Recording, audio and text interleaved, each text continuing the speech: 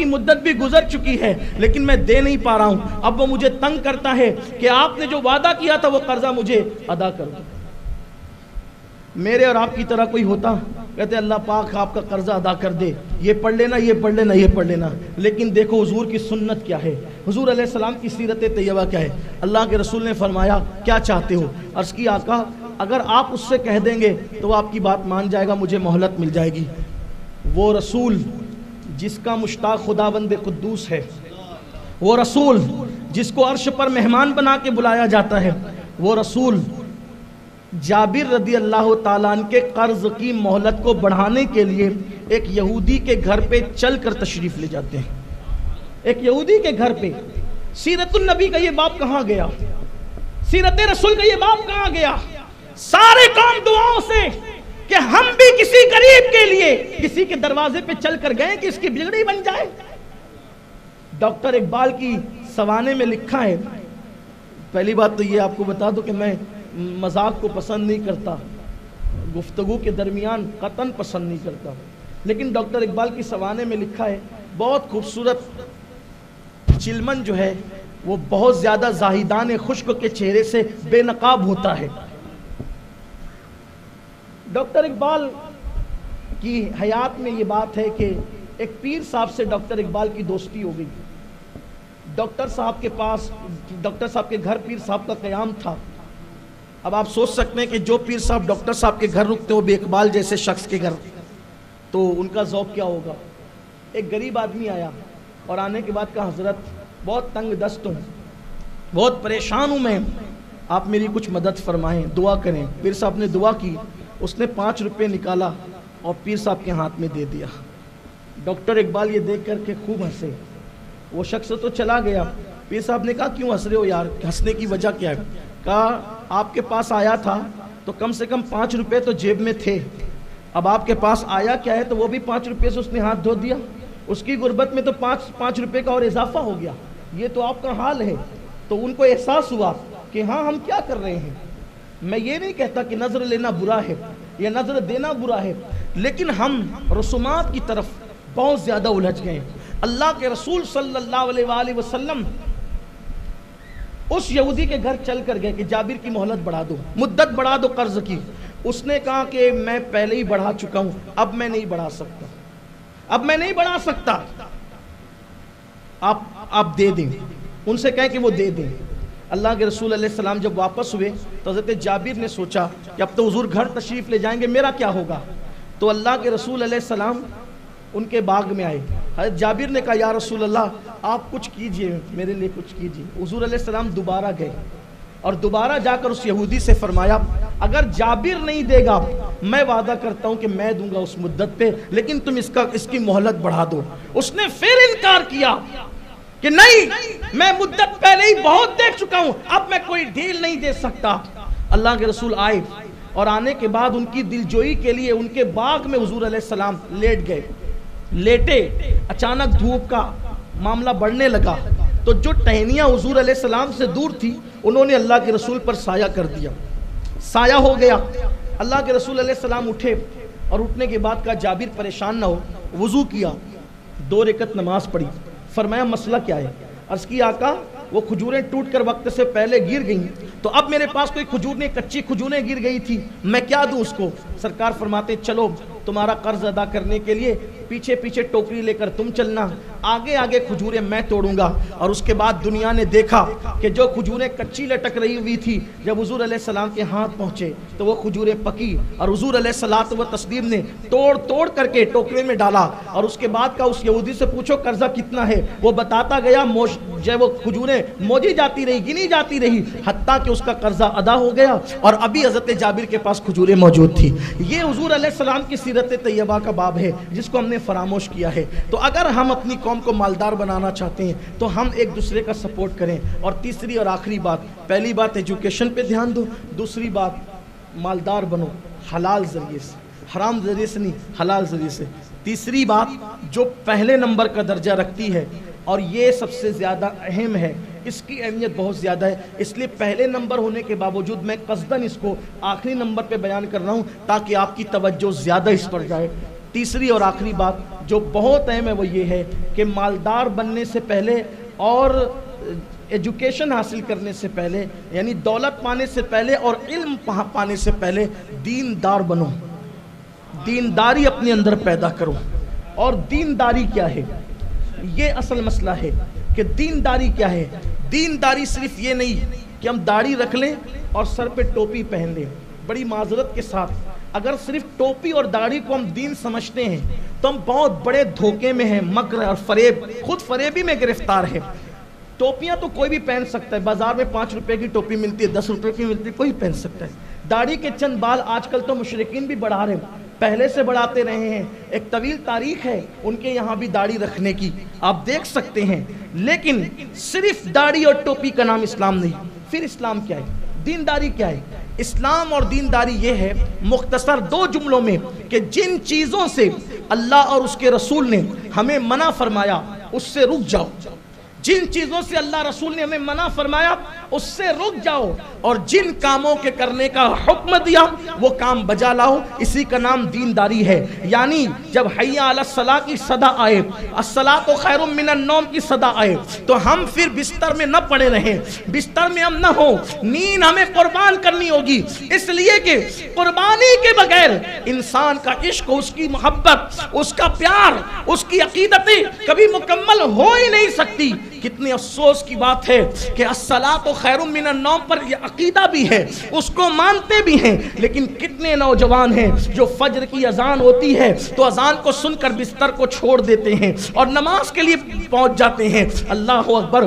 ہم یہ کہتے ہیں یار ہمارے ہاتھوں میں تو رسول اللہ کا دامن ہے، ہمارے ہاتھوں میں تو غوث پاک کا دامن ہے، ہمارے ہاتھوں میں تو غریب نواز کا دامن ہے۔ اللہ سارے دامن اور اس کی نسبتوں کو سلامت رکھے، مگر بڑی معذرت کے ساتھ اگر ہمارے ہاتھوں میں نماز کا دامن نہیں ہے تو ہمارے ہاتھوں میں کسی کا دامن نہیں ہے۔ یہ بات اچھی طرح یاد رکھنا، کیونکہ میرے نبی نے فرمایا من ترک الصلاۃ متعمدا فقد کفر، کہ جس نے جان بوجھ کر نماز چھوڑ دی وہ کفر کی حد تک پہنچ گیا۔ اللہ اکبر! ذرا سوچے تو صحیح، اللہ کے رسول نے فرمایا کہ جس نے نماز ایک وقت کی جان بوجھ کر چھوڑی وہ مجھ محمد کے ذمے سے خارج ہو گیا۔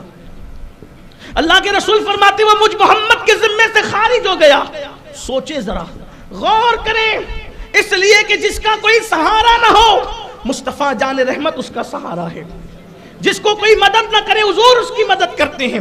تمہارا نام مصیبت میں جب لیا ہوگا، ہمارا بگڑا ہوا کام بن گیا ہوگا، گناہگار پہ جب لطف آپ کا ہوگا، کیا بغیر کیا، بے کیا ہوگا، اللہ اکبر، خدا کا لطف ہوا ہوگا، دستگیر ضرور جو گرتے گرتے تیرا نام لے لیا ہوگا۔ میرے آقا صلی اللہ علیہ وسلم کے دیوانوں، آج مسلم امہ کا حال یہ ہے کہ 95% لوگ مسلمانوں کے یہاں بے نمازی ہے، 95%۔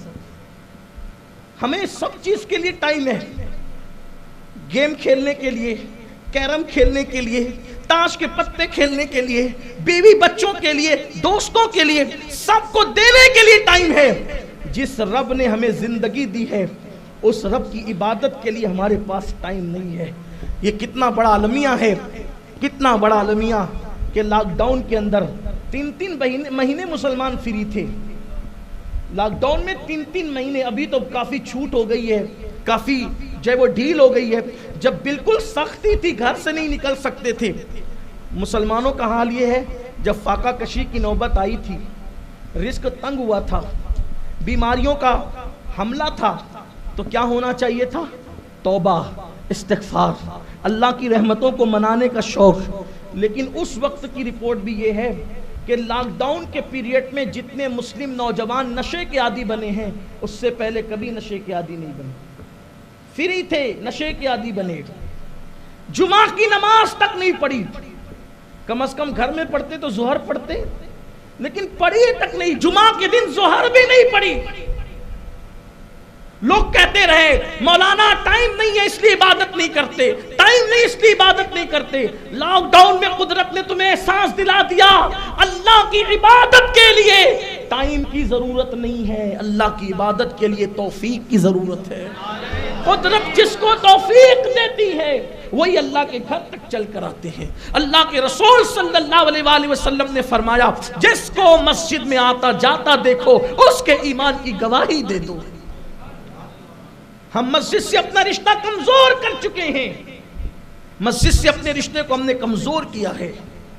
اور یاد رکھنا، اللہ اگر کسی قوم سے ناراض ہوتا ہے تو ناراض ہونے کے بعد کسی قوم سے لقمہ اور غذا نہیں چھینتا۔